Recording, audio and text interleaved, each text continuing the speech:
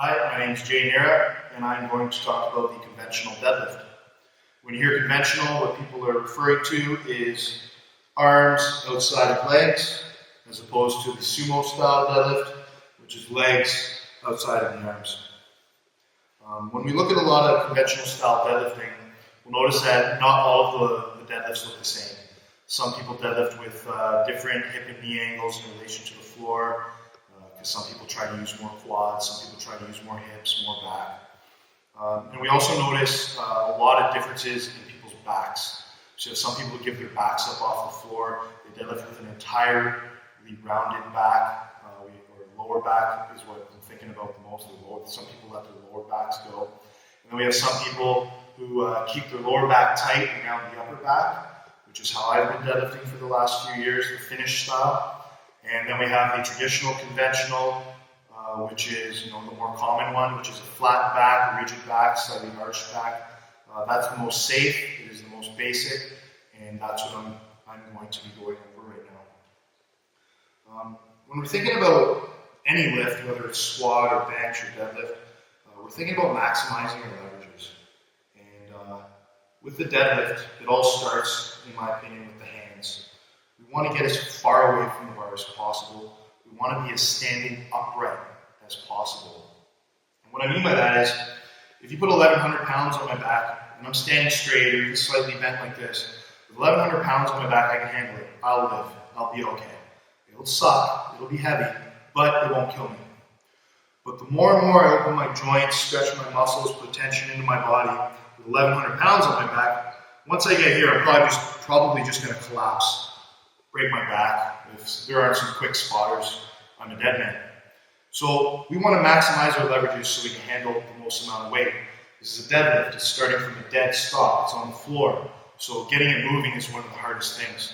So every inch that we can gain where our joints are more closed or where we are higher is going to be a stronger point. So we want our arms going straight down. Okay? Why we want our arms going straight down is because the wider our arms get, the lower our body has to go to pick it up. So here I am, my arms wide. Look how low I have to get to pick this up. Then I go straight down. Now my shoulders are higher. I'm standing up farther. Okay? So this as opposed to this. Let's get as far away as possible. Okay? So that's where our arms are going to go straight down. When we walk up to the bar, we just want to make sure that the bar is within the ball of our foot to our shin. For many different people, this is going to vary, but in general, we just want to keep that bar close. We want to keep it within our center of balance. So keep the bar close. So our feet are under the bar, preferably just start around the center of your foot. Okay?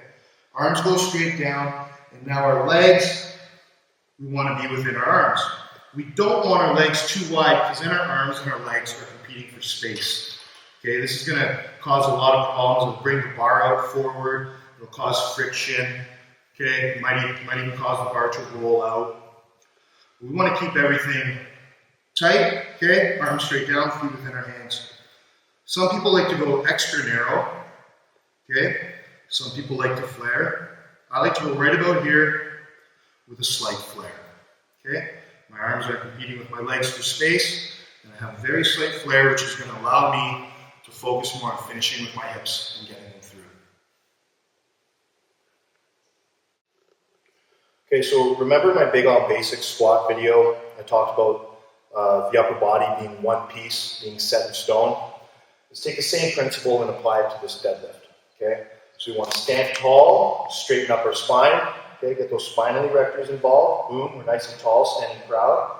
Pop it on a string. Okay, now we want to reach for the floor and get our lats involved. Okay, boom, make our arms as long as possible because we want to get as far away from the bar as possible. So reach for the floor. And then we want to act as if we're trying to break the bar, externally rotate. That's going to lock everything tight in place. Okay, doing this also, using your lats and externally rotating, this also helps keep the bar close. If the bar drifts out on you, okay, boom, it starts drifting out, move towards your toes. This is a lot harder on our lower back. Not as many muscles are involved when our weight isn't distributed evenly on our foot. Boom. So you're either going to miss the lift at this point, or you're going to hurt your lower back, okay? Or it's just going to be a grind. But it's going to be a much more difficult lift. We want to try and keep that bar close at all times. And engaging your lats, externally rotating helps keep everything close, okay? The side note is if you've ever had a sore pec from deadlifting, it's because your lats weren't engaged. The bar got out, and then you tried to use your chest muscles to keep the bar close, okay? So keep that in mind if you get a sore chest when you're deadlifting. It's because you're not engaging your lats. All right, so one piece, upper body one piece. Walking up to the bar, arms are reaching for the floor, getting our arms long, okay? Bar is in the center of our foot. Straight down, feet within my hands. Now, getting everything long, getting high, externally rotating. Okay, everything's tight and locked up. Now, sometimes some people, they get their butt really low. Okay, this is a very quad dominant deadlift. Okay, that's going to feel like a long stroke. It's going to feel longer, it feels like you're doing more work. You're using a lot of quads. Extreme the other way would be more of like a Romanian style. Okay, we're using a lot of hamstrings, and the quads are barely involved at this point. Okay? It's all here, muscle your chain. We want to try and spread the tension out throughout the body. We don't want any one muscle dominating too much. The more muscles we can get involved, the stronger we're going to be. So how I like to teach the deadlift, and this is just in general, guys, this isn't an absolute set in stone. This is just a starting point for people to work off of, because different people have different leverages and different strengths as well. Where I like to start people is, so let's get everything in place, arms straight, feet within our hands, lock everything up. Okay, so from here, I'm getting my collarbone as far away from the ground as possible. My head is tall, so I'm staring at an angle to keep my spine somewhat neutral. Okay? Now from here, what I'm going to do is I am going to back my shins up and lift my butt up as far as I can until I feel myself starting to tilt a lot. If I start to tilt forward a lot, then my quads are going to be less involved off the floor.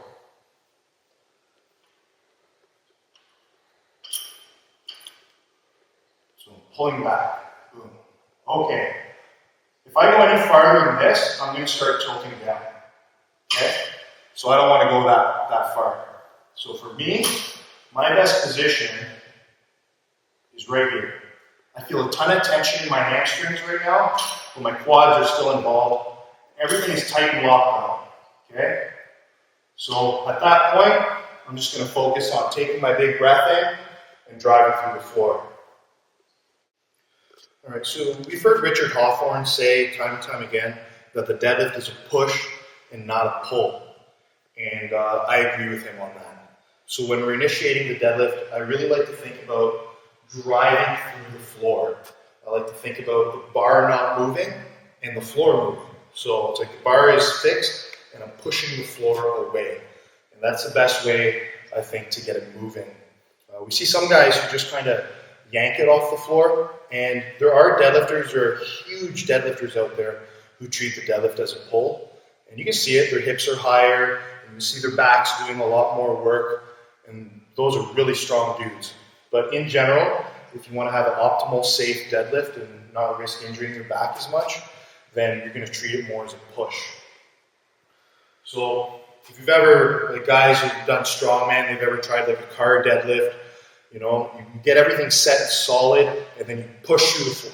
Boom, you're standing, straighten your legs, squeezing your glutes. If you've ever tried to pick up, move a couch or a fridge or anything like that, we always get close to it.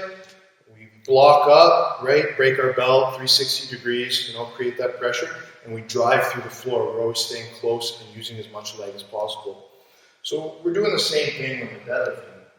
And some guys, you can see some guys, when they don't maintain this one-piece upper body, it's usually when guys yank it and they want to get the bar moving.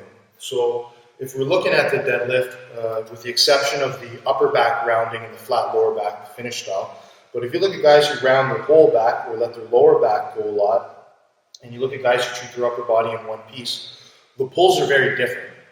So guys like me, when I deadlifted with the regular conventional deadlift, I'm very weak off the floor. But once I get it to my knee, I know I have it. And it's because I maintain positions. Whereas other guys who give up their back to get it moving, they get speed off the floor, and then once they get above their knee, they have trouble locking it out. And it's because they no longer have their glutes and hamstrings involved. So what I mean by that is you have guys who set up, okay, and when they go to yank it, the weight's too heavy for just their legs to move, and their lower back can't maintain the position, so their lower back's going. The lower back is gone. They have a hard time. Once they get to the knee, you see this kind of happen with guys. And they have trouble getting their hips through. Can't get their hips through, and they have trouble standing up. And you see a lot of guys fail lifts here, right? They fail it right here. And it's crazy because it's such a heavy amount of weight. These guys who are picking up 700, 800 pounds, and they're getting it to here, and they're failing the lift. And you think, whoa, this is so close, how come we didn't get it? And the reason is because their hamstrings and the glutes are completely taken out of the equation. Once your lower back goes, boom, your lower back goes, your pelvis rotates underneath you. So now your hamstrings and your glutes they're out of the game. So you're getting here, you're trying to get your hips forward, but you don't have glutes. You don't have your butt. You don't have your hamstrings. Those are your hip extensors. Okay? So it's very important when we're coming off the floor to try and keep those involved as much as possible. That is why you want to stay tight, and that's why you want to treat it more as a push than a pull. Because if you're thinking of pulling, and you pull, then we're more likely to lose it here. Okay? So we're setting up. Okay, all the things, arms straight down, feet within our hands. Okay, upper body set in stone. You take that deep breath in, and you're thinking about pushing your feet away from your collarbone. Okay? Just big breaths. Feet away from your collarbone, you're standing tall. Now notice how I'm in a straight line. I didn't finish that deadlift by doing this. I didn't finish it with my lower back like that. And I didn't finish it by pulling my shoulders back. Okay? I'm straightening my legs. If I just push my hips forward, relax my knees, no lift. My knees are bent. So everything's straight. If I go lower back like this, if I finish my lower back, 1, I can hurt my lower back. 2, that pushes my knees forward. So again, no lift. Okay, so I want to pull tall. This little bit with the shoulders is unnecessary. If you just pull your head tall and stand tall, your shoulders come back. If you don't know what I mean, just slouch like you're really sad and just pull your head tall. Tall. Notice how my shoulders came back. I didn't move anything else. Boom, boom. Okay, so that's all we need to do. So we're just thinking of standing tall, and we're thinking of getting our legs straight. So really quick recap. So feet, center of your foot under the bar. We're going to put our arms straight down, feet within our hands. That's a setup. Okay, set your upper body in stone, tall, arms down and log to engage your lats, externally rotate to lock everything into place. We're set in stone. Take a big breath in, break your belt, okay? We're pulling everything up, collarbone high, bringing our leg back, feeling all the tension in the hamstrings. We're going back as far as we can until we start leaning forward, okay? And then from here, we take that big breath, we push through the floor, and we just stand straight and squeeze our glutes.